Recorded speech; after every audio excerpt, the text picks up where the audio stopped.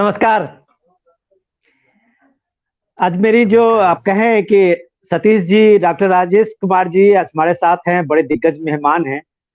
और आज चर्चा में जो बिहार स्वाभिमान आंदोलन की जो हम पृष्ठभूमि में जिस बात की आज चर्चा कर रहे थे, हमारे आज का दिन जो आप कहें कि भोजपुरी साहित्य, भोजपुरी समृद्ध परंपरा में भिखारी ठाकुर का नाम अगर उसमें छोड़ दिया जाए, तो मुझे लगता है कि भोजपुरी साहित्य में कुछ बचता नहीं है। मुझे खेद है कि मैं भोजपुरी इलाके से नहीं हूँ और मुझे भोजपुरी उतनी अच्छी आती नहीं है। पटना में रहा हूँ और वही जो टूटी-फूटी भोजपुरी बोलने का और समझने का जो अंदाज रहा है, वही रहा है। लेकिन पटना के रंगकर्मियों ने मुझे भोजपुरी साहित्य से और भोजपुरी की जो समृद्ध परंपरा खास करके विदेशिया को बहुत करीब से देखने और समझने का मुझे मौका मिला। मैं विदेशिया नाटक तो कई बार देखा हूँ पटना में और पहला जो लाइन मुझे आज भी याद है कि सैया गेले कलकत्ता पैरों में जुतवा नहीं थे। और मुझे लगता है कि जो वो पहला वो जो एक मर्म स्पर्शी वो जो था उनका विदेशिया का वो धुन और विदेशिया के गीत मुझे आज भी मेरे कान में संजय उपाध्याय का शायद वो थिएटर का ये होता था डायरेक्टर वो थे। और मैं कई बार वो विदेशिया देखा और मुझे लगता है कि विदेशिया से ही हम लोगों ने भिखारी ठाकुर को करीब से जाना।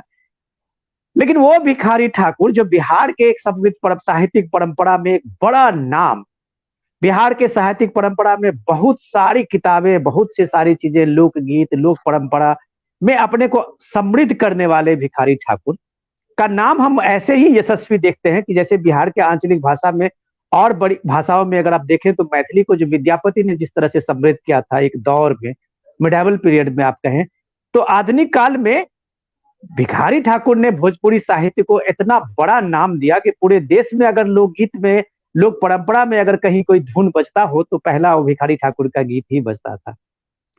हमारे साथ बहुत दिग्गज मेहमान हैं आज। हमारे साथ सतीश आनंद जी हैं, निर्देशक हैं रंगकर्मी के और मुझे लगता है कि भिखारी ठाकुर को उन्होंने जिया है। हमारे साथ जो डॉक्टर राजेश कुमार जी हैं, राजेश कुमार जी जेएनयू में हैं, राजभाषा विभाग के सहायक निदेशक हैं।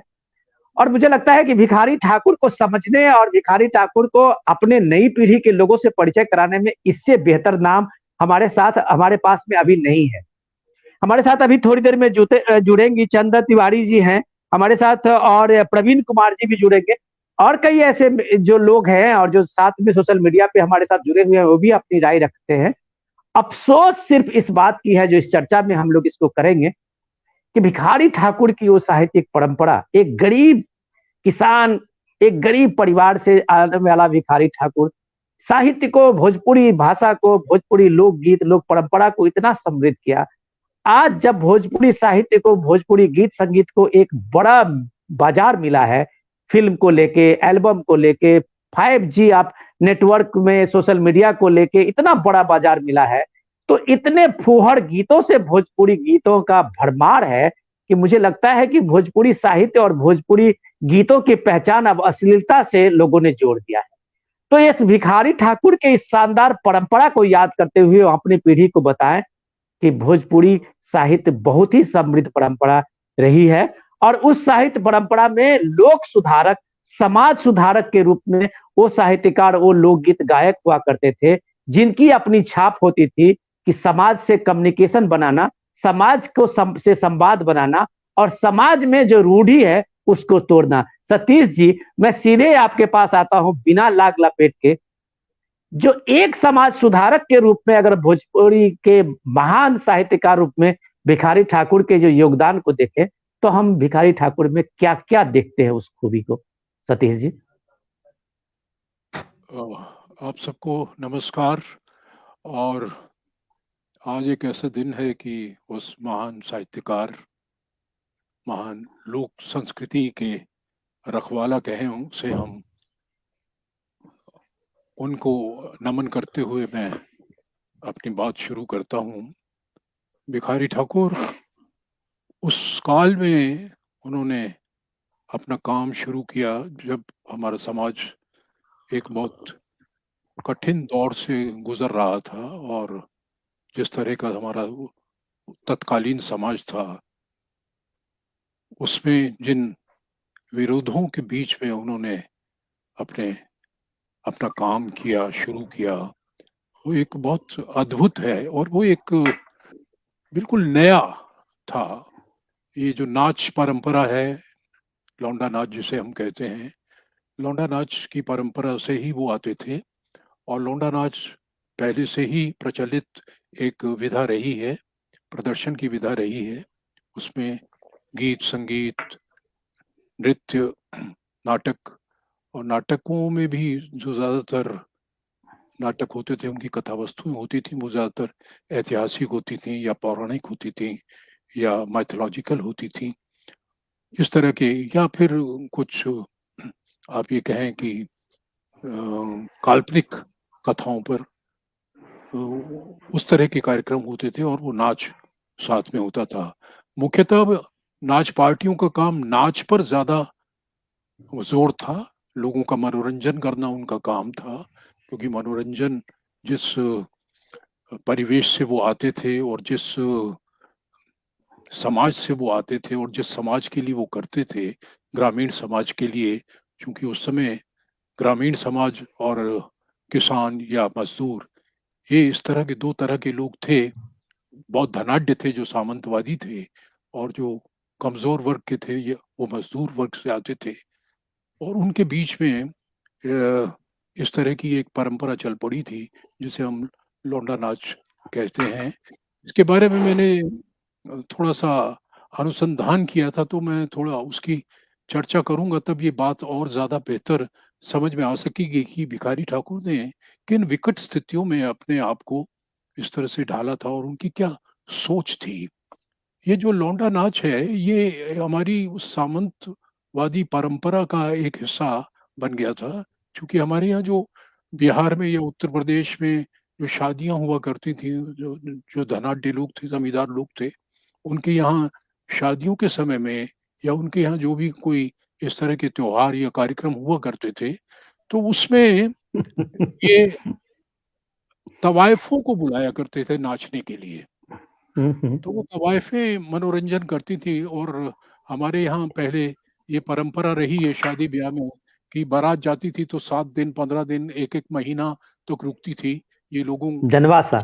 हाँ, जनमासा जिसे हम कहते हैं, उस जनमासा में, तो उस जनमासा में वो 15 दिन, कैसे वो 15 दिन 15 रातें कैसे गुजरेंगी, तो उसमें उनके मनोरंजन के लिए ये जो धनाढ्य लोग हैं, जमींदार लोग हैं, उनके पास पैसे बहुत होते थे, तो वो तवाइफों को बुलाया करते थे, बनारस से, मुजफ्फरपुर से, गया से, कलकत्ता से। तो वो आके उनका मनोरंजन किया करती थी और पैसा ले जाती थी। अब उसको देख देख के जो ग्रामीण समाज में जो गरीब तबका है, जिसके पास इतने पैसे नहीं हैं, अब उनके यहाँ भी शादियां होती हैं, तो वो जो बड़े लोगों को देख के उनके मन में भी होता था कि हम भी इस तरह का कोई कार्यक्रम रखें जिसमें हमारे भी जो बाराती हैं उनका भी मनोरंजन हो सके। सतीश जी, मैं जी। सतीश जी मैं आपके पास दोबारा आऊंगा, क्योंकि मैंने बहुत सुना है आपके बारे में, और आपने जो थिएटर में काम किया है, आपने जो थिएटर के निर्देशन से लेके और थिएटर को करीब से समझा है, हम उस पर चर्चा करेंगे। हम एक परिचय के रूप में अभी अपने जो व्यूअर्स से जुटे हुए हैं हमारे साथ जी। में, जी। तो जी। मैं जी। राजेश जी का भी एक परिचय ले लेता हूँ। हाँ। कि जी। राजेश जी, जो सतीश जी बात कर रहे थे, मैं उनकी ही बात को आगे बढ़ाता हूँ कि लौंडा नाच का के जो परंपरा शुरू हुई बिहार में, और खास करके पूर्वांचल में, आप सीधे प्रयाग से पूर्वांचल को जोड़े, प्रयागराज से, तो सीधे अपने यहाँ छपरा सिवान का के बाद में मुजफ्फरपुर तक का जो अंचल है, भोजपुरी सबसे पॉपुलर भाषा और लोक भाषा के रूप में वहाँ पॉपुलर थी। तो मैंने पढ़ा था, कभी सुरेंद्र किशोर जी ने लिखा था भिखारी ठाकुर की श्रद्धांजलि में, तो उन्होंने कहा था कि भिखारी ठाकुर जब साटा बनाते थे, साटा तो आप जानते ही होंगे, जो हम लोगों के यहाँ प्रचलित है, कॉन्ट्रैक्ट। तो कॉन्ट्रैक्ट। कॉन्ट्रैक्ट। हाँ। तो उस हाँ। साटा में सबसे ऊपर में वो लिखते थे कि मालिक और भगवान की मर्जी हुई तो हम आपके यहाँ जरूर नाचेंगे। हाँ। हाँ। हाँ। तो तो मालिक मतलब जो जमींदार थे, अगर जमींदार की इच्छा हुई कि जो नहीं ये नाच हमारे यहाँ होगा, तो भिखारी ठाकुर को फिर वो नाच वहीं करना पड़ता था। और ऊपर भगवान की मालिक मर्जी है कि भाई अब नाच हो पाएगा कि नहीं हो पाएगा, तो वो कंडीशन लगाते थे कि मालिक और भगवान की मर्जी हुई तो ये नाच आपके यहाँ जरूर होगा। तो इस परंपरा में पल बढ़ के जो भिखारी ठाकुर ने उस समाज के लिए जो काम किया, चाहे वो विधवा के हो या अर्ली मैरिज की बात हो, या बेटी बेचवा की बात हो, या ऐसे जो भयानक कुरीति ग्रामीण समाज से लेके अब बिहार की उस पृष्ठभूमि में थी, मैं कह रहा हूं कि इस मैसेंजर जो था बिहार के उस दौर का, एक बड़े समाज सुधारक के रूप में उन्होंने लोक संवाद को इस नाच से जोड़ा, जिसको हम लोग नटुआ बोलते हैं, और लोगों में मैसेज दी। हमने तो कहीं पढ़ा था कि झारखंड में बेटी बेचवा का जब वो एक प्रस्तुति हो रही थी, तो कई लोगों ने हाथ उठा के कसम ले ली कि हम आज से फिर अपनी बेटी को नहीं बेचेंगे। तो एक साधारण किसान, एक साधारण मजदूर के कम्युनिकेशंस का इतना पावर था कि हजारों हजार बिहार के जो लोग थे उसको कन्विंस करते थे कि ये गलत है। उसके लिए कोई फोर्स अप्लाई नहीं किया था। तो डॉक्टर राजेश, आप जितना भिखारी ठाकुर को जानते हैं, उसमें ऐसे लोगों का जो कंट्रीब्यूशन है वो बिहार के उस मानस में आज क्यों नहीं है, पहला सवाल। और दूसरा सवाल कि हमारी नई पीढ़ी भोजपुरी साहित्य को ये ऐसे ऐसे लोगों से क्यों जानने लगे और भिखारी ठाकुर छूट गए। जी जी, सबसे पहले सभी दर्शकों को मेरा सादर अभिवादन है और इस मंच को धन्यवाद। सर ने, विनोद मिश्र जी ने मेरा परिचय जेएनयू से जोड़ दिया, लेकिन मैं जामिया मिलिया इस्लामिया में हूँ। हाँ, जामिया से, सॉरी। हाँ जी, मैं जामिया मिलिया इस्लामिया में सहायक निदेशक राजभाषा का कार्य देख रहा हूँ। तो आइए, सर ने जो सवाल उठाया है कि जो हमारी जो समृद्ध परंपरा रही है, भोजपुरी की जो समृद्ध परंपरा रही है भिखारी ठाकुर, और भिखारी ठाकुर से भी जब पहले हम देखते हैं, उनसे पूर्व जब हम जाते हैं, पीछे जब हम जाते हैं, तो सिद्ध और नाथ परंपरा को हम देखते हैं। सिद्ध और नाथ परंपरा से भिखारी ठाकुर पे आते हैं, और भिखारी ठाकुर के समकालीन जितने भी रचनाकार हुए हैं, वो बहुत ही जो भी है मैसेंजर के रूप में, सर ने बोला मैसेंजर, समाज की जितनी भी बुराइयां थी, जो अंधविश्वास था, कुरीतियां थी, उसे दूर करने का प्रयास किया। ये हमारे जो नाटककार रहे हैं भिखारी ठाकुर जी, उन्होंने चाहे वो बेटी वियोग हो, गबर घी चोर हो, भाई विरोध हो, गंगा स्नान हो, विधवा विलाप हो, पुत्र वध हो, कलयुग प्रेम, राधे श्याम बहार, बिरहा बहार जैसे नाटक उन्होंने जो भी लिखे, उसमें हर एक नाटक में समाज की कुरीतियों को दूर करने का प्रयास किया उन्होंने। और जो हमारा दमित समाज था, दलित समाज था, यानी पिछड़ा हुआ, दलित में केवल मैं दलित वर्ग की बात नहीं कर रहा हूं, निम्न जो वर्ग था, निम्न में मेरा कहने का मतलब है जो आय से संबंधित था, आर्थिक रूप से जो कमजोर थे, उसे भी मैं दलित मानता हूं। ये नहीं कि जो दलित वर्ग में SC ST में जन्म ले रहा है वही दलित नहीं, निम्न वर्गीय समाज को मैं दलित मांगता हूं। और उस समाज को मुखरित करने का काम किया, और उसकी जो वेदना थी, दर्द था, उसे दूर करने का काम किया। रहा सवाल, सर ने दूसरा सवाल किया कि क्यों हमारी जो नई जो पीढ़ी है वो हमारी समृद्ध परंपरा से नहीं जुड़ पा रही, और आज जो है बहुत कुछ हम छोड़ते जा रहे हैं। इसका मुख्य कारण ये है कि सबसे पहले जो समृद्ध परंपरा, हमारे जो जितने भी नाटककार, चाहे भिखारी ठाकुर के ही नाटक हों, तो उसे जगह जगह मंचित करने की पुनः आवश्यकता। भाई संजय उपाध्याय जी ने भी बहुत सारे नाटक किए हैं। दिल्ली की हम जब बात करें तो दिल्ली में आदरणीय महेंद्र प्रसाद सिंह जी जो हैं, बहुत बड़े रचनाकार हैं, भोजपुरी के रचनाकार हैं। उन्होंने बहुत सारे नाटक लिखे हैं, और शायद मैंने उनके द्वारा भिखारी ठाकुर जी का मात्र एक ही नाटक देखा है, और इससे पहले भी उन्होंने किया हो जिसके बारे में मुझे ज्ञान नहीं है। तो सबसे बड़ा सवाल है कि हमारे जो नाटककार हैं, रंगकर्मी जो हैं, पुराने रंगकर्मियों के जितने नाटक हैं, उनके नाटकों को देश विदेश में करें, केवल देश में ही नहीं, देश विदेश में भी लेके जाएं कि हमारी ये परंपरा है, ये चीजें हैं, तब युवा पीढ़ी जुड़ पाएगी। और साथ में उन नाटकों के आधार पे नई रचनाओं का लेखन जो हो रहा है, नए रचनाकार जो आ रहे हैं, नए नाटककार जो आ रहे हैं, उन चीजों को ध्यान में रखते हुए नाट्य लेखन करें। नाट्य लेखन में ये सवाल उठता है कि समाज नाट्य लेखन में राजेश जी मैं अभी एक परिचय आपने प्रवीण जी से भी ले लूं। प्रवीण जी अभी साथ जुड़े हैं, रंगकर्मी हैं और काफी एक्टिव हैं, भोजपुरी थिएटर से लेके और रंगकर्मी से लेके निदेशक हैं। तो राजेश जी से मैं सिर्फ एक सवाल का मुझे बार बार लगा कि मैं राजेश जी काफी एक्टिव हैं तो थोड़ा उनसे ये जाने, और नौजवान हैं, युवा हैं, कि आज जब भोजपुरी साहित्य की जो एल्बम आप देखें, फिल्म देखें, जो अश्लील और फुहड़पन उसमें आई है, और जिस फुहड़पन को लेकर भोजपुरी साहित्य का नाम एक चस्पा कर दिया गया है। मैं किसी ऐसे गीतकार संगीतकार को ब्लेम नहीं करूंगा, क्योंकि मैं खुद भोजपुरी इतना मेरी समझ नहीं है, तो मैं किसी दूसरी भाषा को कैसे तौहीन कर सकता हूं।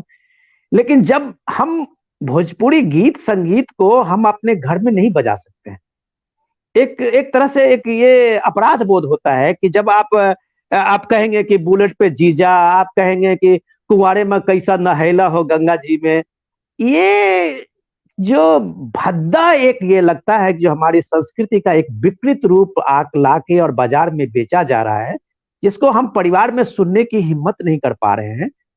तो प्रवीण जी, मेरा सवाल ये है कि क्या हमारे विदेशिया जैसे नाटक में, जो अभी राजेश जी मांझी साहब कह रहे थे कि बेटी बेचवा जैसे नाटक में जो एक पावर था, और भिखारी ठाकुर के इस गीतों में, भिखारी ठाकुर के इस नाच परंपरा में जो पावर था समाज को कनेक्ट करने का, क्या वो कमजोर हो गया है? इसलिए ये इतने लाल सब मार्केट में चल रहे हैं और बेच रहे हैं कि जीजा चढ़ावा मोटरसाइकिल पे। सर्वप्रथम तो सभी लोगों को नमस्कार, प्रणाम। और मेरे लिए बड़ा ये है कि मेरे गुरु, जिनको हमने हमारे आदर्श रहे हैं, जिनको देखकर सीखकर उनसे सीखा है, सतीश दा बैठे हुए हैं। भैया को प्रणाम। और पहली बार शायद मैं सतीश दा के साथ इस तरह से, और भैया का काम खास करके जो बिहार का आधुनिक रंगमंच है, अगर उसकी कभी भी इतिहास या कल्पना भी की जाए तो भैया को छोड़कर नहीं हो सकता। हाँ, हम लोगों ने भी बहुत नाम सुना है सतीश जी का। और हमारे हमारे बिहार के नायक हैं, भिखारी ठाकुर अपने समय में नायक थे, उनको पुनर्जीवित करने वाले भी नायक भैया बैठे हुए हैं। वाह। और शायद अगर मुझे लगता है कि अगर आधुनिक रंगमंच नहीं होता, सतीश दास, संजय उपाध्याय जैसे लोग न होते, तो शायद भिखारी ठाकुर पर हम इतनी चर्चा आज नहीं कर रहे होते। वाह। तो उन रंगकर्मियों को बहुत बड़ा योगदान रहा है। भिखारी ठाकुर, वैसे मुझे लगता है कि क्या कारण है कि उस समय जब संकट सामंती ज्यादा समाज बिखरा हुआ था, ऊंच नीच का प्रभाव था, जातीय प्रथा था, सामंतवाद था, हावी था, और उसमें एक छोटे से परिवार से निकल के भिखारी ठाकुर समाज में जिस तरह की बातें लोग बोलने की हिम्मत नहीं करते थे, चाहे वो गबरघिचोर की महिला, वो गलीज वो हो जिसने अपने कोख के अधिकार के लिए जिस तरह से आवाज उठाया उसने, या विदेशिया में जिस तरह से मजदूरों के पलायन, वो जो सुंदरी का विरह है, और जिस तरह से उन्होंने सब मैं भी, मेरा भी पटना गांव है, मैंने सुना अपने बाबा लोगों से कि हमारे गांव में एक शादी में वो आए थे भिखारी ठाकुर। तो हम ये सोचते हैं कि भिखारी ठाकुर भी, हम सोचते हैं कि बिहार में शिक्षा ज्यादा है, इसका एक कारण है क्या, लेकिन भिखारी ठाकुर भी तो बहुत पढ़े लिखे नहीं थे, और उस समय जितनी समाज में विकृतियां थी उससे तो बहुत बदला हुआ समाज है। और शायद उस समय इतनी अश्लीलता भी नहीं थी, चाहे वो साहित्य में हो, चाहे भोजपुरी गीतों में हो। उस समय भी मुझे कुछ फिल्में याद है, भैया दूज, दुल्हा गंगा पाल के, कहाँ वो। तो हमें लगता है कि आज का समय का ये प्रभाव है, और हमने अपने नायकों को याद करना, हमने अपनी संस्कृति को याद करना छोड़ दिया। और ये अब पता नहीं, मुझे भी लगता है कि भिखारी ठाकुर जैसे रचनाकार आज क्यों नहीं है, आज वो हिम्मत क्यों नहीं कर पाते समाज की कुरीतियों के खिलाफ बोलने में। और मुझे बार बार लगता था कि शायद अशिक्षा कारण हो, लेकिन अशिक्षा तो उस समय भी था। और मुझे मतलब मुझे याद है प्रवीण जी, ये 15 साल। प्रवीण जी, मैं एक मिनट आपको रोकना चाहूंगा कि हमारे एक गेस्ट और जुड़ गए हैं, चंदन तिवारी। मैं एक बार अपने चंदन तिवारी को एक बार मैं रूबरू कराना चाहूंगा, और मुझे लगता है कि अपने सारे जो हमारे विशिष्ट अतिथि हैं, मेहमान हैं, उनसे भी परिचय कराना चाहूंगा। चंदन तिवारी लोकगीत और लोक परंपरा के एक महान हस्ती हैं, और मुझे लगता है कि हमने जितना भोजपुरी गीत संगीत को सुना है इस दौर में, कभी कभी अगर भोजपुरी सुनने का ये होता है तो मुझे लगता है कि चंदन तिवारी एक फाइन रिफाइन एक आर्टिस्ट होके हैं, जो इन सारे साहित्य के जो धज्जियां उड़ रही है लोक साहित्य और लोक परंपरा के, उस बीच में चंदन तिवारी सचमुच भिखारी ठाकुर की परंपरा को जीती है। तो चंदन जी, आपका बहुत बहुत स्वागत बिहार स्वाभिमान के इस खास चर्चा में। और हम सारे लोग और बिहार के जो भी है, बिहार यूपी के जो पूर्वांचल के लोग हैं, मैं तो इतना अच्छा फ्रिक्वेंटली भोजपुरी नहीं बोल पाता हूँ, लेकिन इस भिखारी ठाकुर की इस परंपरा को मुझे लगता है कि 2 शब्द आप दें और उस गीत की परंपरा को भी थोड़ा सा मुखरित करें तो ये एक बड़ी मेहरबानी होगी हम लोगों पे। चंदन तिवारी, आप सभी को मेरा प्रणाम। और बहुत अच्छा लग रहा है, सभी लोग जुड़े हुए हैं। माफी चाहेंगे कि थोड़ा सा लेट हुआ लेकिन कोई बात नहीं। आज भिखारी ठाकुर की जयंती है, तो आइए उनका गीत, चूंकि बोलने के लिए सभी लोग हैं, मैं क्या बोलूं, है ना, तो मैं गीत ही सुना जी सकती हूँ बेहतर। बिल्कुल बिल्कुल, हमें इसी परंपरा को आगे बढ़ाना है जी। जी 134वां जयंती है ये, चंदन बहन। जी 134वां जी गीत के जी माध्यम जी से आई रवा। जी जरूर। ई गीत हमरा बहुते अच्छा लगेला। पियवा गईले कलकत्तवा रे सजनी। हाँ। हार रे सजनी रे सजनी रे सजनी रे सजनी रे सजनी रे सजनी पियवा गईल कलकत्तवा रे सजनी। पियवा गईल कलकत्तवा रे सजनी। गोड़वा में जूता नइखे, माथवा पछतवा रे सजनी। अरे गोड़वा में जूता नइखे, गोड़वा में जूता नइखे, सरवा पछतवा रे सजनी। त कैसे चली है रहतवा रे सजनी। आ पियवा गईल कलकत्तवा रे सजनी। रे सजनी रे सजनी रे सजनी। पियवा गईल कलकत्तवा रे सजनी। पियवा गईल कलकत्तवा रे सजनी। पिया कहले बहरा जाइब, कुछ दिन में घूमी आइब। पिया कहले बहरा जाइब, कुछ दिन में घूमी आइब। किया हो मोरे रामा, किए हो मोरे रामा। सुकवा उगल तब गईलन भागले राम। आर रे सजनी रे सजनी रे सजनी। पियवा गईल कलकत्तवा रे सजनी। पियवा गईल कलकत्तवा रे सजनी। बहुत बहुत धन्यवाद सभी। चंदन बहुत जी, सुंदर। मैं तो कम से कम इतना कह सकता हूँ कि बहुत दिन के बाद एक भोजपुरी गीत सुनने का वो आनंद आया। मुझे नहीं लगता है कि आज के लोकगीत परंपरा में चाहे जो भी स्थापित और गैर स्थापित जो भी कलाकार हों, भिखारी ठाकुर का जो ये वियोग है, विदेशिया में उन्होंने जिस तरह को जिया है, एक पत्नी का वो निश्चल प्रेम जो अपने पति को बाहर जाने के बाद जो मैसेज कर रही है, मुझे लगता है वो मेघदूत के उस परंपरा को जिए जो बादल को एक प्रेमिका अपने प्रेमी के लिए मैसेज कर रही है, और वही परंपरा को, उसी भाव को भिखारी ठाकुर ने जिया। मुझे लगता है कि चंदन जी एक और तो बनता है दर्शकों को कि ये बात समझने के लिए कि वो हमारी समृद्ध परंपरा क्या थी। जी देखिए, उन्होंने तो बहुत सारे ऐसे गीत लिखे हैं। कई गीत जो हैं बहुत प्रचलित हैं उनके। नाटक में भी बहुत सारे गीत हैं। नाटक के अलावा जो गीत हैं उनके, वो गीतों को मैं गाना मतलब मुझे बेहद पसंद है। तो एक पतो पुराण उसका नाम दी हूँ मैं। और बड़ा ही कमाल का वो गीत है। उम्मीद करती हूँ सभी को पसंद आएगा। जरूर।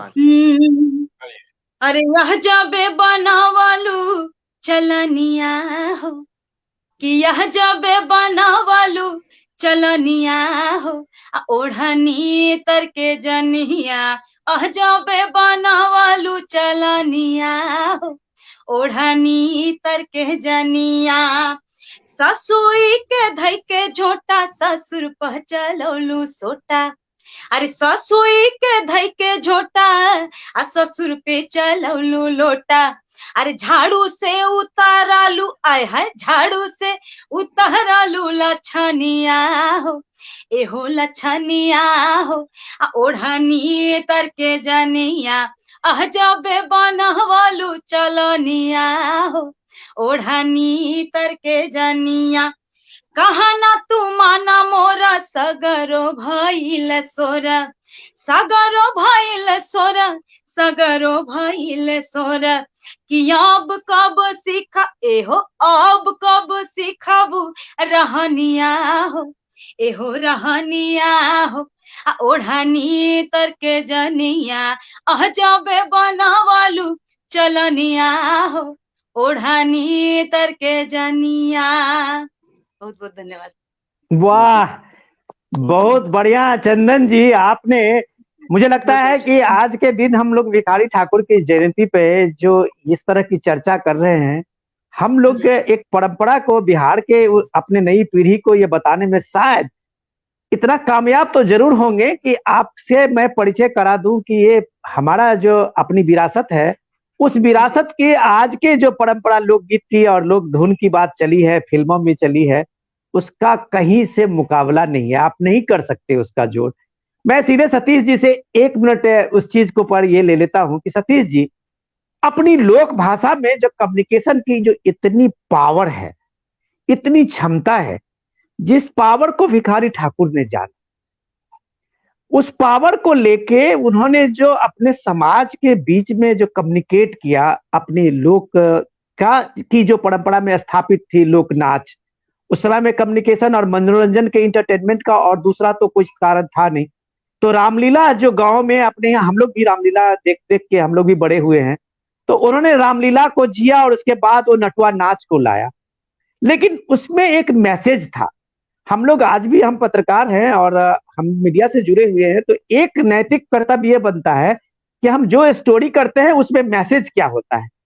तो भिखारी ठाकुर के हमेशा एक ध्येय मैसेज को होता है। चंदन जी ने जो भी गीत गाया है, सब में एक मैसेज है और बहुत पावरफुल मैसेज है जो अपनी लोक भाषा में अपने लोगों को कम्युनिकेट कर रहे हैं। क्या भोजपुरी साहित्य में आज की जो रचना हो रही है, सतीश जी, आपने 30-40 साल मैथिल भोजपुरी रंगकर्म को और रंगकर पटना में, और हम लोगों ने काफी नाम सुना है आपका। क्या ये कम्युनिकेशन का पावर किसी दूसरी भाषा में ऐसा पावर है जितनी पावर लोक भाषा में है? तो वो परंपरा आगे क्यों नहीं बढ़ पाई? सरकारें जो है इस कम्युनिकेशन को आगे क्यों नहीं ले पा रही है, जो वो एक तरह से कॉपी कर रही है अंग्रेजी और दूसरी दूसरी भाषाओं का? सतीश जी। जी, ये एक सच में बहुत बड़ा संकट का समय है और मैं तो काफी इससे डिस्टर्ब रहता हूँ कि ऐसा क्यों है। हम अगर थोड़ा पीछे जाने की कोशिश करें, हमारी जो लोक भाषाएं हैं, जितनी भी बोलियां हैं, उनके जो संस्कार गीत हैं, पारंपरिक गीत हैं या इस तरह के जो भी गीत हैं, उन गीतों में खुलापन तो जरूर होता था और है, लेकिन अश्लीलता नहीं होती थी। वो बड़े ही सभ्य ढंग से वो बात कही जाती थी और वो गीत आज भी गाए जाते हैं। ऐसा नहीं कि वो पुराने गीत आज हमारे यहाँ का जो ग्रामीण समाज है या जो गांव से अभी भी जुड़े हुए हैं, उस परंपरा से अभी भी जुड़े हुए हैं, वो उसको गाते हैं, सुनते हैं। अगर वो खुद नहीं गा पाते हैं तो उनके कुछ अगर कैसेट्स मिल जाते हैं, वो उसको हम सुनते हैं। लेकिन जो दूसरी बात क्या हुई है, पिछले 30-40 वर्षों में या 50 वर्षों में हमारे यहाँ जो संगीत का इन्वेजन हुआ, जो हम पश्चिम की तरफ जाने लग गए और वहाँ जिस तरह की अश्लीलता परोसी जाती है, जिन गीतों की आप चर्चा कर रहे हैं अभी, ये गीत पहले मैं बिहार में ही देखता था कि ये गीत जो है वो ट्रक ड्राइवर्स सुना करते थे। ट्रक ड्राइवर जब लंबी यात्रा पर निकलते थे तो समय काटने के लिए, अपना मनोरंजन करने के लिए इस तरह के गीत सुनते थे और उस तरह के कैसेट बिकते थे। आज वही मुख्य धारा में आ गए हैं, वही गीत मुख्य धारा में आ गए हैं। वो बहुत क्यों हो अच्छा। गए? वो बहुत बढ़िया। क्यों क्यों ये हम लोग क्यों गिर गए? हम अपने संस्कारों से दूर हटते चले जा रहे हैं, अपनी परंपरा से दूर होते चले जा रहे हैं। हम एक ऐसा विदेशी संस्कृति जो अपसंस्कृति है उसको हम धारण कर रहे हो, उसमें हमको ये लगता है कि उसमें शायद ज्यादा मनोरंजन है, उसमें ज्यादा उत्तेजना है। अब देखिए हमारे यहाँ जो नृत्य भी हुआ करते थे, हमारे यहाँ जो क्लासिकल शास्त्रीय नृत्य हैं, वो उनमें भी श्रृंगार रस तो है, श्रृंगार रस है, श्रृंगार रस के दोनों उसके हिस्से हैं, लेकिन वो इतने शालीनता से, इतने कलात्मक ढंग से कहे जाते हैं कि आप में उत्तेजना नहीं होती है, आप उसका रस लेते हैं, आनंद लेते हैं, बहुत एक अच्छा। आनंद की अनुभूति होती है। लेकिन हमारे सारे नृत्य में, हमारे सारे गीतों में जिस तरह की ये विदेशी चीजें आ गई और उससे क्या हुआ है, सिर्फ उत्तेजना है और गीतों में, शब्दों में कोई अर्थ नहीं रहा है, वो निरर्थक है। वो जय सतीश जी, मैं इसी चर्चा को आगे बढ़ाता हूँ। राजेश जी राजभाषा पे काम कर रहे हैं और कम्युनिकेशन में के भी मुझे लगता है कि आप डॉक्टर हैं और पीएचडी किए हुए हैं, तो इन चीजों को हम लोगों से बेहतर एक चीज को व्याख्या तो कम से कम कर सकते हैं। हम लोग तो ऑर्डिनरी पत्रकार हैं। चंदन जी का जो अभी गीत उन्होंने जो भिखारी ठाकुर का गाया है डॉक्टर राजेश जी, और वो कम से कम मुझे लगता है 50-60 साल पुरानी, जो आप कह सकते हैं कि उस एल्बम से निकाली हुई चीजों को चंदन जी ने लोगों के सामने रखा है। इतने माधुर्य और इतना जो पावर है, इस चीज को हम लोग छोड़ के, जो सतीश जी बता रहे थे कि हम फ्यूजन कल्चर में चले गए, अंग्रेजी के जो म्यूजिक है उसके इसमें चले गए, उसमें एक जो उत्तेजना है उसको लेके मार्केट में आए और उसके एक बड़ा बाजार भी बनाए। तो क्या हमारा एक इंफीरियरिटी कॉम्प्लेक्स है, या हम बाजार के भीड़ में उसको पैसा कमाने के लिए, या हमारे आर्टिस्ट जो है कि पल्ले में ये गीत नहीं पड़ा जो चंदन जी ने गाया था? अंतर क्या हुआ?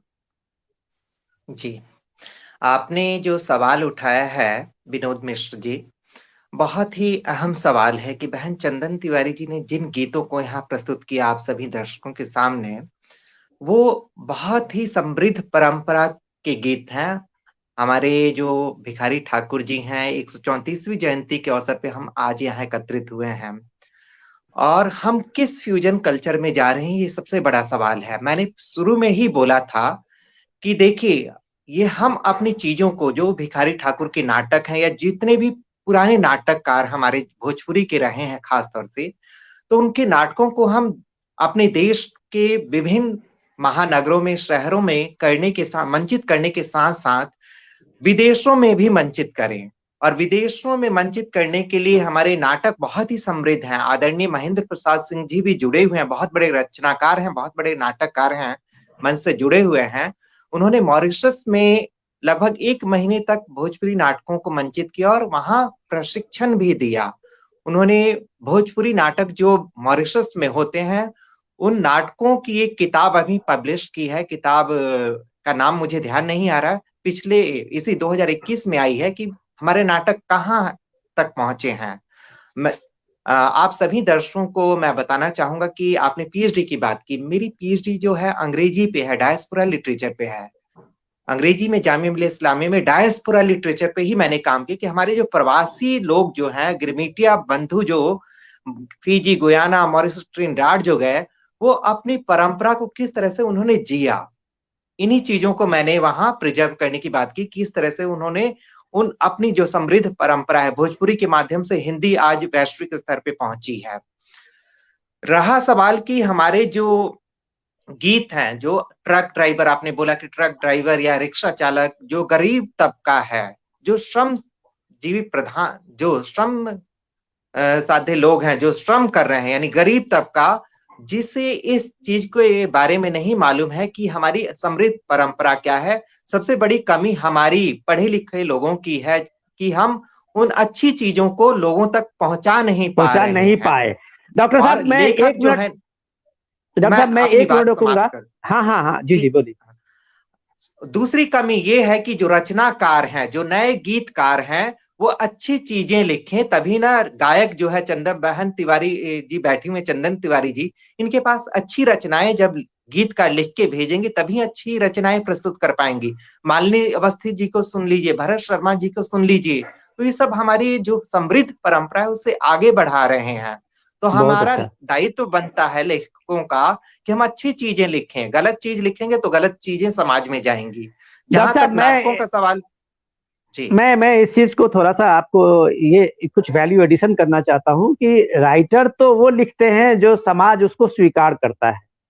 आज भिखारी ठाकुर के चीजें जो है बाजार में मांग नहीं है, तो राइटर ने आज जो लिखना शुरू किया कि आप देखें कि भौजी चढ़े ये बुलेट मोटरसाइकिल पे, इस चीज में कोई मैसेज नहीं है, लेकिन अगर बाजार इसको मांग कर रहा है तो बाजार के हिसाब से लिखा जा रहा है। मैं यही चीज आप जानना चाहूंगा अपने प्रवीण भाई से कि प्रवीण भाई, क्या संस्कृति का जो एक विकृत रूप सामने में है, तो क्या हमने, हमारी पीढ़ी ने भिखारी ठाकुर जैसे उस आदर्श को, जैसे आप मिथिला में कहें तो हमारे जो विद्यापति का आदर्श था, एक क्लासिक में लोक भाषा में सबसे पहले रचना विद्यापति ने मैथिली में शुरू की थी, वही लोक भाषा की परंपरा को भोजपुर के अंचल में भिखारी ठाकुर ने आगे बढ़ाया था।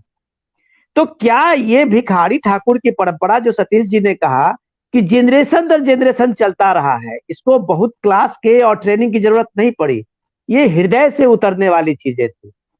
आज के जो रंगकर्मी हैं आप जैसे लोग, उस पर ये कितनी बड़ी जिम्मेदारी है कि हम भिखारी ठाकुर के उस आदर्श को जिए, या मिथिला में विद्यापति के उस आदर्श को जिए।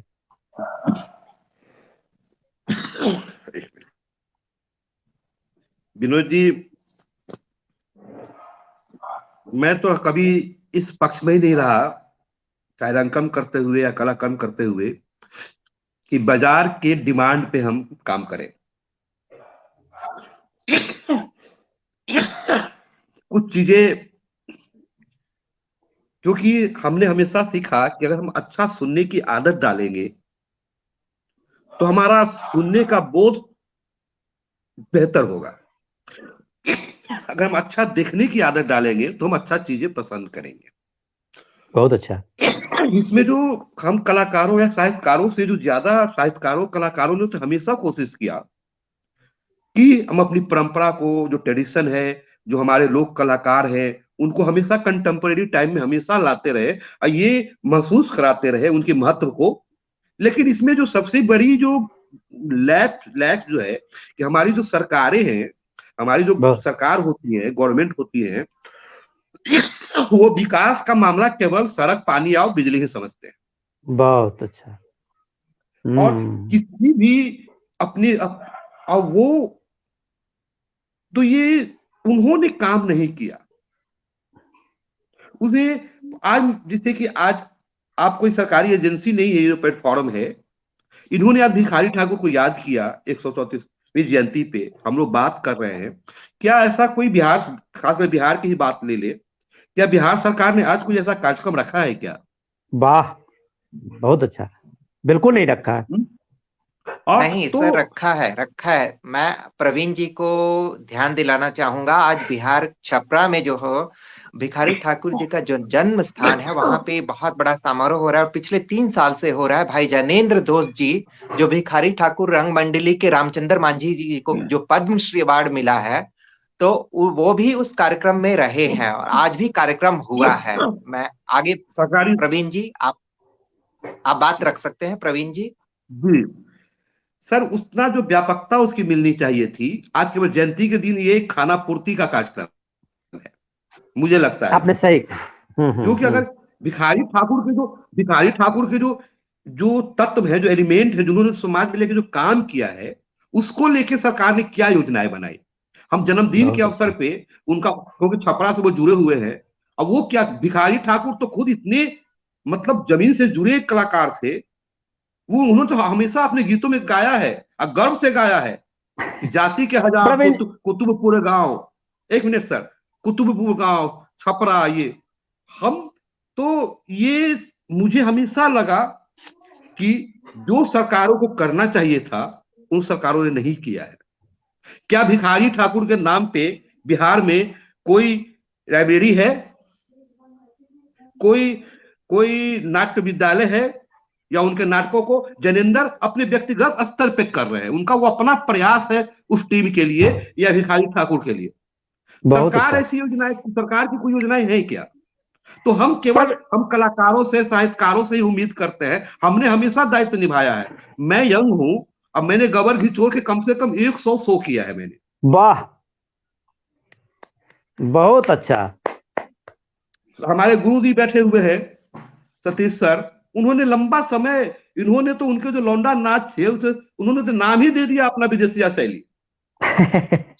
प्रवीण जी मैं क्लासिक नाटक प्रवीण जी उन्होंने किया विदेशिया में। मैं सरकार की उपेक्षा पे ही अभी मैं अपनी बहन चंदन जी से बात करके इसके थोड़ा सा उस परंपरा को एक बार जीना चाहता हूं दोबारा, कि चंदन जी अभी डॉक्टर राजेश जी बात कर रहे थे कि रामचंद्र मांझी को अभी इस बार पद्मश्री का अवार्ड मिला है। शायद मुझे लगता है कि नटुआ नाच की परंपरा में जो भिखारी ठाकुर ने जो शुरुआत की थी, शायद सरकार ने पहली बार इस लोक विधा को और इस लोक कलाकार को पहचाना और पद्मश्री का अवार्ड रामचंद्र मांझी को दिया। मुझे बहुत अच्छा लगा जब मैं दूरदर्शन से पहली बार उनका इंटरव्यू देखा था, तो मुझे लगा कि शायद भिखारी ठाकुर को जो पट्टा में हमने देखा था, उनके लोक कलाकार का जो रंगकर्मियों सबका जो विदेशिया नाटक को कई बार देखा, उसके बाद हम उसको रामचंद्र मांझी के उस रूप में देखा जब उनको पद्मश्री का अवार्ड मिला था।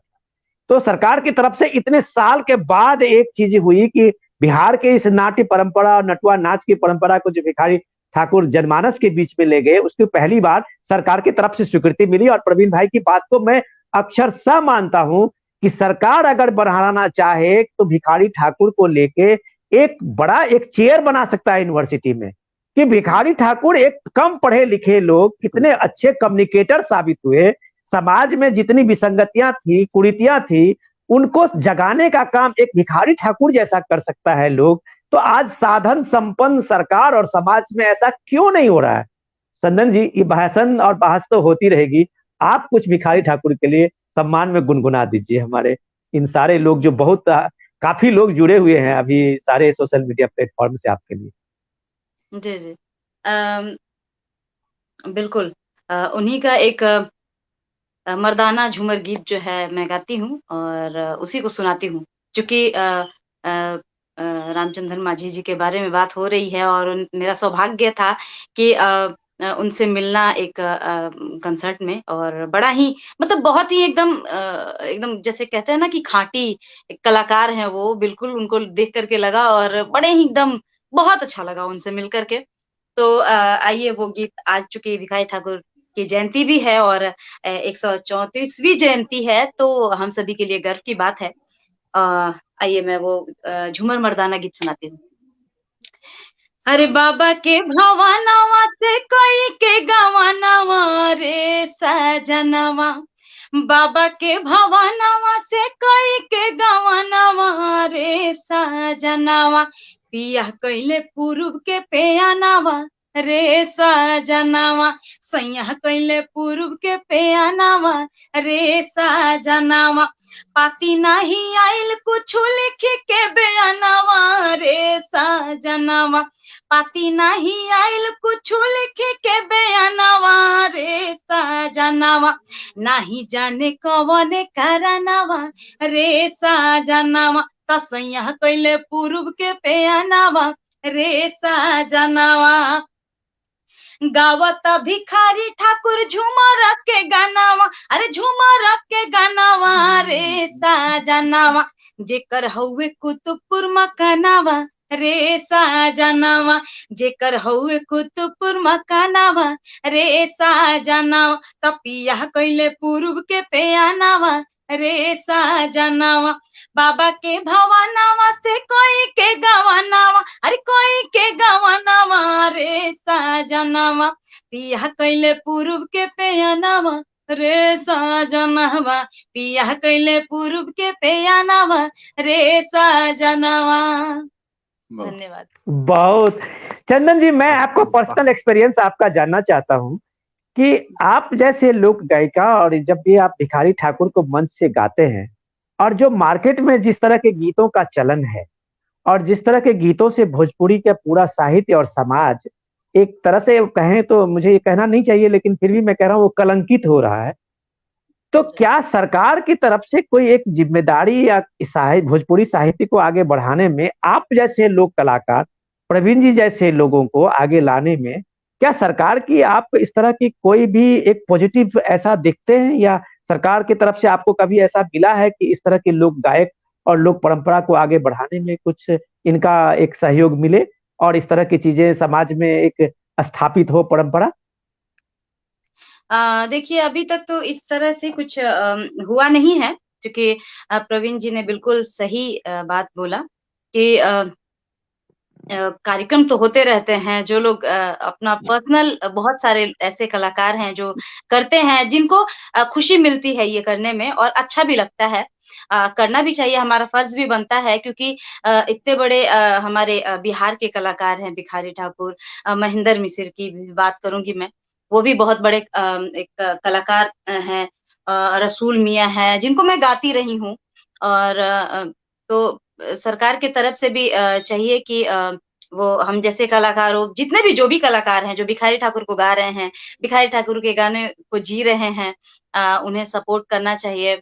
और मैं क्या कहूँ, बस इतना ही कहूंगी। आप बहुत अच्छा सभी को कहा। इन और आपने, बोलने के लिए। मुझे लगा कि अगर सरकार की तरफ से अगर हम लोगों की इस चर्चा से कुछ बात अगर जाए तो मुझे लगता है कि भोजपुरी समाज के साथ साथ बिहार का भी भला होगा।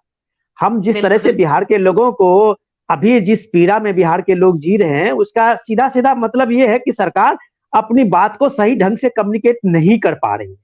और जी, अगर एक बात और भिखारी ठाकुर जी जी, एक बात और कहना चाहूंगी कि देखिए हमारा काम है, हम एक कलाकार हैं, और दूसरा कि समाज को भी हम अच्छे अगर संदेश दें गानों के माध्यम से या जो भी हो, तो अगर हम अच्छे गाने देंगे समाज को, तो जाहिर सी बात है कि समाज उसे एक्सेप्ट करेगी। क्योंकि आज मैं जहाँ जो भी मैं शुरू की हूँ, जब से जितने भी टीवी के शो हुए, उसके बाद जब मैं आई तो मुझे लगा कि नहीं, महेंद्र मिसिर के गीत को ली, भिखारी ठाकुर के गीत को ली, और उसके बाद गाने, चूंकि मैं थक गई थी ये टीवी शो ये वो करते करते, मुझे लगा कि एकांत चाहिए और कुछ अपने माटी के तरफ हम लोग को चलना चाहिए और बहुत कुछ अच्छा। करना चाहिए। तो हम हम्म। उधर से सीधे बैक हुए और अपने माटी के तरफ झुक गए और अपनी संस्कृति को लेकर के लोगों तक पहुंचे। काफी प्यार मिला और आज भी मिलता है। तभी तो आप और हम बात कर रहे हैं और इतने लोग सुन रहे हैं, इतने लोग प्यार करते हैं, इसी वजह से। तो हम सभी कलाकार जो हैं अच्छे-अच्छे गाने गा रहे हैं और हम ऐसा मतलब गाना हम छोड़ेंगे नहीं।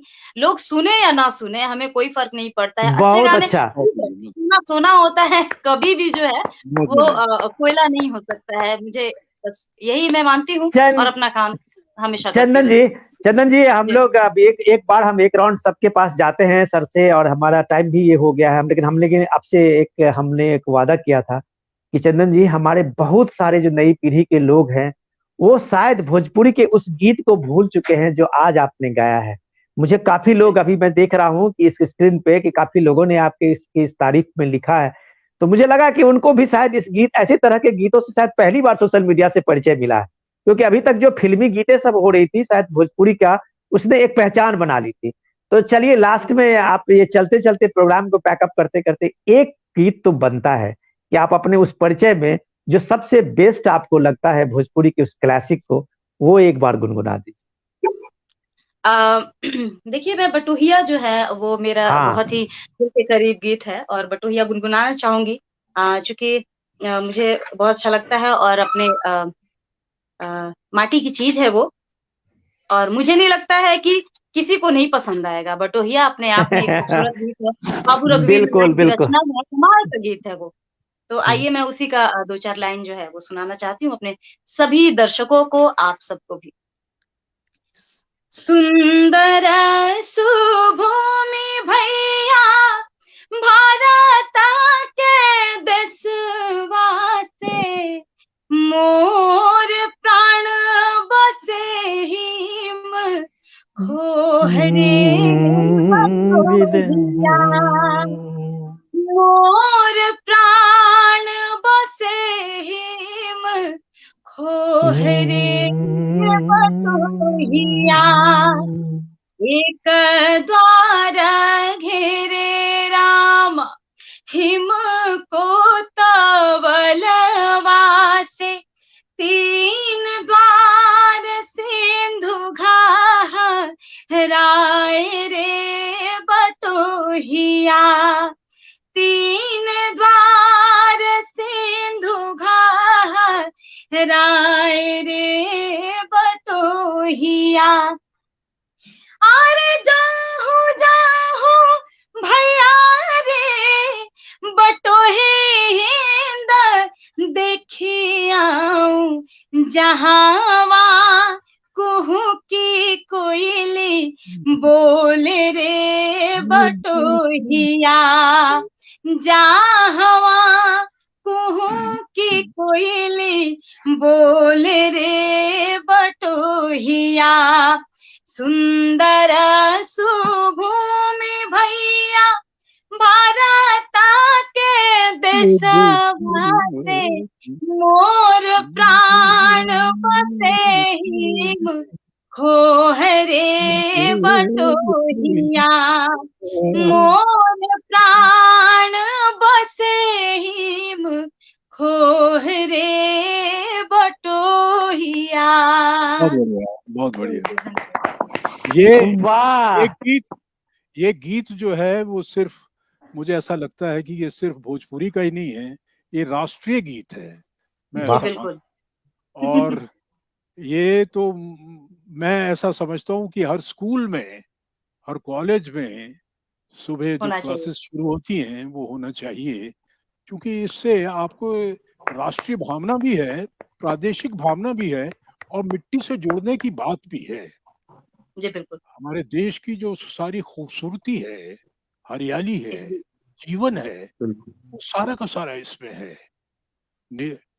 प्रकृति से जो जुड़ाव है हमारा, जो हमारे जीवन का दर्शन रहा है, भारतीय जीवन रहा है, वो है। तो ये तो एक राष्ट्रीय गीत है, ऐसे गुनगुनाना चाहिए और गवाना चाहिए, स्कूलों में गवाना चाहिए। लेकिन वो जैसी है ना कि इन बातों में ये सारी चीजें हमारी संस्कृति की हैं।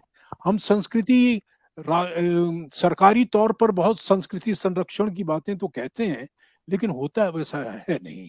हम अपनी परंपरा का ध्यान नहीं रख रहे हैं, हम अपनी संस्कृति का ध्यान नहीं रख रहे हैं, और हम पूरे, और ये जो हमारे नेता हैं या नेतृत्व करने वाले हैं, वो हमें, हमारे पूरे समाज को न जाने किस तरफ ले जा रहे हैं। और ये बड़ा संकट का दौर आने वाला है। हम देख रहे हैं हमारे बाद की आने वाली पीढ़ियां तो और न जाने क्या क्या भुगतेंगी, क्योंकि हम अपनी जड़ों से पूरी तरह कट रहे हैं। हम अपनी जड़ों से कट रहे हैं, हम अपनी परंपरा को भूल रहे हैं, हम अपनी संस्कृति को भूल रहे हैं। हम सिर्फ वो जो एक शारीरिक उत्तेजना है ना, उत्तेजना के पीछे भागे चले जा रहे हैं। जिस आत्मिक शांति की बात, आत्मिक सौंदर्य की बात हमारा सारा समाज करता रहा है, हमारे गीत करते रहे हैं, हमारे पारंपरिक गीत करते हैं, भोजपुरी के गीत करते हैं, भिखारी ठाकुर के गीत करते हैं, महेंद्र मिश्र के गीत करते हैं, और जो हमारे पुराने गीतकार हैं उनके गीत करते हैं। अच्छा, और फिल्मों में भी आप ये देखिए कि शुरू के दौर में लक्ष्मण शाहबादी वगैरह ने जो गीत लिखे, वो आप देखिए आज भी इतने अच्छे लगते हैं। वो लगता है कि मेरी धरती की बात हो रही है, मेरे घर की बात हो रही है, मेरी बात हो रही है। लेकिन आज जो आप गीत सुनते हैं वो ये लगता है कि पता नहीं किसके हम गीत सुन रहे हैं और क्यों सुन रहे हैं, इससे क्या मिलने जा रहा है, इससे आपके व्यक्तित्व में क्या विकास होने जा रहा है। कुछ नहीं होने वाला है, वो सिर्फ उनका जीवन क्षणिक है। और इस तरह के गीत जो बजते भी हैं, आप ये देखिए एक सप्ताह के अंदर ही वो समाप्त हो जाते हैं, उनकी मृत्यु हो जाती है। लेकिन पुराने जो गीत हैं, हमारी जो परंपरा के जो गीत हैं, आप देखिए वो सैकड़ों साल से गाए जा रहे हैं, सैकड़ों साल से गाए जा रहे हैं। वो चूंकि हमारे जीवन के साथ जुड़े हुए हैं, हम उसमें अपना जीवन देखते हैं, अपने समाज का जीवन देखते हैं, परिवार को देखते हैं, अपने रिश्तों को देखते हैं। वो सारा का सारा बदलाव आ गया है, ऐसा बाजार बन गया है। आज देखिए ना, हर रिश्ता बाजार बन गया है, हर भाव आपका बाजार बन गया है, उसको बेचा जा रहा है। आनंद सर, अगर आपकी अनुमति हो तो चंदन बहन ने जिस ओर अभी इशारा किया था कि हम जो अच्छी चीजें सुनाएं, और मैंने शुरू में बोला कि अच्छा लिखें। दूसरी चीज जो अभी बात विनोद सर खत्म करें, ये इस कार्यक्रम को खत्म करें, उससे पहले सरकार की बात हो रही थी और हमारी सभ्यता संस्कृति की बात हो रही है। क्योंकि मैं विश्वविद्यालय, केंद्रीय विश्वविद्यालय से जुड़ा हूँ, तो सरकार ने जो नई शिक्षा नीति लाई है 2020 में, उसमें सभी भारतीय भाषाओं और कला कौशलों को भी शामिल किया गया है। हमारी जो पारंपरिक कलाएं हैं उसे और पाठ्यक्रम में इनकलकेट जोड़ा करने की गया है। बात कही गई है, जोड़ने की बात कही गई है। और इस स्तर पे जो शिक्षक समुदाय है विश्वविद्यालय, वो पाठ्यक्रम निर्माण की स्थिति में चल रहा है, पाठ्यक्रम बनाए जा रहे हैं, और ये कलाएं जितनी भी हैं, नाटक जितने भी हैं, उसे भी शामिल करने का प्रयास किया जा रहा है। मैं चूंकि प्रशासन में हूँ, मैं शैक्षिक वर्ग में नहीं हूँ, लेकिन ये सारी जितनी भी टीचर्स लोग जो भी कर रहे हैं वो एडमिनिस्ट्रेशन में जरूर आ रहा है, और वो पूरा एक काम चल रहा है, सरकार अपने स्तर पे कर रही है। नई शिक्षा नीति में बहुत चीजें आई अच्छा हैं। और प्रवीण जी, मैं आपसे भी कुछ लास्ट में टिप्पणी चाहूंगा, क्योंकि मैं मुझे तो लगता है लास्ट एक जी। शब्द, दूसरी चीज मैंने कहा कि जो हमारी भारतीय भाषाएं और भोजपुरी की जो बात है, भोजपुरी जो साहित्य है उसे अनुदित करने की बात भी है। जितना भी हमारे उपन्यास है, नाटक है, उसे अंग्रेजी वैश्विक स्तर पे ले जाने के लिए अंग्रेजी में अनुवाद करने की, फ्रेंच में, जर्मन में करने की जरूरत है। भाई गणेश चौबे जी ने आत्माराम सनातन धर्म कॉलेज दिल्ली विश्वविद्यालय में उन्होंने फुलसुंगी का अनुवाद किया है। मैंने खुद अपने नाटक का जो गिरमिटिया भारतवंशी है उसका अंग्रेजी में अनुवाद किया है, और ये संस्कृति मंत्रालय ने इसे 2013 में कराया है। महेंद्र प्रसाद जी के नाटक जो है वो अंग्रेजी में करने का प्रयास हम लोग कर रहे हैं, और भी चीजों, जो पहला उपन्यास है उसे भी अंग्रेजी में लाने की प्रयास किया जा रहा है। तो हम अपने साहित्य को वैश्विक स्तर पर ले जाएं, ये हमारा प्रयास है। राजेश जी, मैं लास्ट में प्रवीण जी से एक टिप्पणी चाहूंगा, क्योंकि ये टाइम हम लोगों का ये हो गया है और इस सिर्फ मैं चर्चा दो जी लाइनें जोड़ना चाहता हूँ। जी ये सतीश है जी। कि जो आपने राजेश जी बात कही वो बिल्कुल सही है, वो एक पक्ष है, लेकिन दूसरा पक्ष जो ये है कि हम क्या ग्रहण कर रहे हैं। हम अपने साहित्य को एक वर्ग ले जाना चाहता है बाहर, लेकिन एक जो बड़ा वर्ग है वो उसने इसको बाजार बना दिया है। उसको रोकने की जरूरत है, उसको रोकने की जरूरत है, क्योंकि वो समाज में वो अपने को एक इस तरह के गीतों को एक स्थापित करके उन्होंने भोजपुरी को एक तरह से एक पहचान बनाने की कोशिश की है। प्रवीण जी, मैं लास्ट में आपका कमेंट चाहूंगा। इतना शानदार मुझे लगता है कि मैं हम लोग पिछले कई महीनों से, पिछले 2 साल से इस चर्चा को कर रहे हैं, लेकिन इतने शानदार चर्चा से मैं आज अभिभूत हूँ। मुझे लगता है कि ये चर्चा कभी अभी खत्म ही ना हो, लेकिन समय की बाध्यता है। और मैंने चंदन जी से भी और आप लोगों से भी यही वादा किया था कि हम 1 घंटे पे ही आप लोगों का समय लूंगा।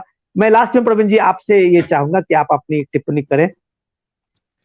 आज भिखारी ठाकुर की जयंती पर हम फिर से ये विचार करना होगा और सामाजिक जिम्मेवारी लेनी होगी कि हमें अपने जड़ों की ओर लौटना होगा, और हम जिस भारतीयता, जो अपना जहां बोध हो, अपनी कला का बोध हो, अपने लोक तत्व के बोध हो। और मुझे हमेशा शुरू से लगता रहा, मैं दिल्ली राष्ट्रीय नाट्य विद्यालय पढ़ने गया, उसके बाद मैं वापस बेगूसराय आकर ही काम कर रहा हूं, और मैं यहीं से राष्ट्रीय फलक पे अपना काम कर रहा हूं। तो मुझे हमेशा शुरू से लगता रहा है कि हमें अपनी परंपरा की ओर, अपनी जड़ों की ओर वापस जाकर ही हम कोई राष्ट्रीय या अंतरराष्ट्रीय स्तर पे काम कर सकते हैं। हम इधर उधर हाथ मार के काम नहीं कर सकते हैं। तो हमारे जो नायक हैं, हमारे जो महानायक हैं, भिखारी ठाकुर हो, महेंद्र मिश्र हो, या जो भी हैं, उनकी ओर लौटना होगा और उनसे ही प्रेरणा लेकर और आधुनिक काम भी करना होगा। लेकिन हमें अपनी परंपरा और जड़ों को याद रखना होगा और उससे जुड़े रहना होगा। यही धन्यवाद आपका। और मैं बहुत बढ़िया चंदन जी से मैं लास्ट में कमेंट लेता हूं कि चंदन जी, आपने कहा, मैं सुन रहा था कि आपने कहा कि एक तरह से आप थक गई थी, आप को लगा कि जो कंपटीशन है बाजार का, उस कंपटीशन में आप उसके लिए नहीं बने हैं, तो आप लौट आए अपने परंपरा, महेंद्र मिश्र और भिखारी ठाकुर का, और उसके परंपरा को आपने जीने लगा और आप उसके परंपरा को एंजॉय भी करने लगे। तो मैं चंदन तिवारी, जब मैं आप स्वांतः सुखाय के नाम से तुलसीदास जी भी रामचरितमानस लिखा था, तो उन्होंने ये नहीं समझा था कि ये रामचरितमानस कभी इतना पॉपुलर होगा और वो लोगों के बीच में और कम से कम हिंदुस्तान के हर घर में वो पहुंच जाए। रामचरितमानस ऐसा उनकी कल्पना भी नहीं थी। तो उन्होंने कहा स्वांतः सुखाय नाम हरि का था। तो आप भी इस कला को, अपनी इस साहित्य को, अपनी परंपरा को स्वांतः सुखाय के नाम से आगे बढ़ाने लगे। तो मैं आपसे चंदन तिवारी सिर्फ आपसे ये कमेंट चाहूंगा कि ये जो दौर बाजार का है, जो हावी है, भोजपुरी साहित्य और भोजपुरी का एक बहुत बड़ा बाजार बन गया है, उसके बीच में इस कला को, भिखारी ठाकुर को, महेंद्र मिश्र को जब आप जीने की कोशिश करते हैं, तो ये आपके लिए कितना चुनौतीपूर्ण है? क्या समाज से कि में इसकी स्वीकृति मिल रही है? अगर नहीं मिल रही है तो हम लोग इस प्रेरणा को कैसे आगे बढ़ाएं? आपसे लास्ट में कमेंट चाहूँ। देखिए, मैं जब शुरुआत की थी ना, चूंकि मैं बहुत रियलिटी शोज की, उसमें मुझे लगा कि नहीं, जैसा कि पहले भी बताई कि मेरा मन नहीं लगा उसमें, क्योंकि ठीक है चैनल आते हैं बहुत सारे, उस समय आप हाईलाइट हुए, उसके बाद फिर लोग भूल जाते हैं और मेरा मन भी नहीं लगता था, क्योंकि फिल्मी गाने वही रिपीट, इधर उधर फिर वही। तो और चूंकि मम्मी मेरी फोक सिंगर थी, तो उनको गाते हुए बचपन से सुनती थी, बड़ा अच्छा लगता था। उसके बाद लोक गीतों से मुझे तो बचपन से ही बहुत ज्यादा लगाव रहा है और बिल्कुल चुनौतीपूर्ण तो रहा मेरे लिए बहुत। जब शुरुआत हुई, मैं मिडिल क्लास फैमिली से आती हूँ और जब मैं शुरू की गाना, तो मेरे घर में अलाउ नहीं था। बाबा मेरे जो थे, वो बाबा जी बहुत ज्यादा वो लोग कि तुम गाना बजाना करोगी, ऐसे वैसे बहुत जैसा होता है मिडिल क्लास फैमिली में। तो गाना ये नहीं करना, वो नहीं करना है, घर में ही रोक टोक शुरू हो गया। मम्मी बोली कि नहीं नहीं बिल्कुल नहीं, रुकना नहीं है, तुम आगे बढ़ो, हम बढ़ते हैं। उसके बाद जो है पूरा माहौल एक बन गया और मेरा चूंकि गाने पे ही मन लगता था, मैं यहाँ तक कि स्कूल से भी भाग भाग जाती थी। गाने का अगर कहीं कार्यक्रम होता था तो स्कूल से भी हाफ टाइम में मैं चली जाती थी और छुट्टी लेकर के। तो उसके बाद अभी जो मैं ये जो दौर चल रहा है बाजार का, और मैं भिखारी ठाकुर के गाने को जब शुरू की गाना, तो मुझे लगा कि इस तरह का उस समय मार्केट एकदम अलग था। क्योंकि क्या है ना कि बहुत सारे लोग जो हैं बहुत शॉर्टकट अपनाते हैं गाने के लिए, लेकिन मेरा मन था कि ठीक है, नहीं, मैं अच्छे गाने ही गाऊंगी, कहानी में कि मैं अच्छे गाने ही गाऊंगी। लोग पसंद करें तो ठीक, नहीं पसंद करें कोई बात नहीं, 10 ही लोग बहुत अच्छा। सुनेंगे, सुनेंगे तो। और उसके बाद से शुरुआत की और आज इतने सारे लोग हैं, इतने सारे लोग सुनते हैं, तो बहुत अच्छा लगता है। और ये प्रयास मेरा जारी है और हमेशा मैं अच्छे गाने ही गाऊंगी। अपने समाज को एक अच्छी अगर मैं अच्छी सीख ना दूं या अच्छे गाने ना दूं, तो फिर मेरा गाना बेकार है। बहुत अच्छा। चंदन जी आपका बहुत धन्यवाद। सतीश जी आपका धन्यवाद। राजेश जी आपका बहुत बहुत धन्यवाद। प्रवीण जी, हम लोग फिर इस चर्चा को एक आगे निवेदन बढ़ाएंगे। है विनोद जी, एक निवेदन है कि इसका सर, समापन चंदन जी के सुर के साथ किया जाए। अब बहुत अच्छा। चंदन जी एक बार गुनगुना के ही आप इसका समाप्ति का आप घोषणा करें, और हम भिखारी जी जी। ठाकुर के आदर्श को जिएंगे, ये हमारी तरफ से, हमारी इस मंच की तरफ से सतीश जी को, प्रवीण जी को, राजेश जी को हम लोग बार बार आग्रह करेंगे कि इस चर्चा को हम लोग आगे बढ़ाते रहें। आप इसको गुनगुना के इसको खत्म करें आज के इस चंदन कार्यक्रम बहन, में। आप अभी आई थी दिल्ली, गिरमिटिया फाउंडेशन पे जो आपने गीत गाया था वही प्रस्तुत कर दीजिए। जी, तो उसमें एक गीत था बेटी बेचवा से, और वो जी। गीत बड़ा अच्छा लगता है। तो आइए, चूंकि अभी लगन भी जो है वो तुरंत बीता है, तो एक लगन का गीत सुनाती हूँ आपको, आप सभी को। चलनी के चालल दुल्हा, चलनी के चालल दुल्हा, सुप के झटकारल हो। चलनी के चालल दुल्हा, सुप के झटकारल हो। दिया के लागल बरदू, अरे बाजन बाजल हो। दिया के लागल बरदू, अरे बाजन बाजल हो। आवा के पाकल दुल्हा, आवा के पाकल दुल्हा, झावा के झारल हो, आवा के पाकल दुल्हा झावा के झारल हो, कल छुल के दागल बाका लोलपुर के भागल हो, कल छुल के दागल बाका लोलपुर के भागल हो, कल छुल के दागल। गिरमिटिया फाउंडेशन में तो बहुत सारा गीत गाई थी, तो उसमें एक ये भी गीत था। थैंक यू, बहुत बहुत धन्यवाद चंदन जी। सतीश जी, सादर प्रणाम आपको शामिल होने के लिए। डॉक्टर साहब बहुत बहुत धन्यवाद। आप सभी को बहुत बहुत धन्यवाद जी। थैंक यू, नमस्कार। नमस्कार, आप सभी को मेरा नमस्कार, बहुत बहुत धन्यवाद।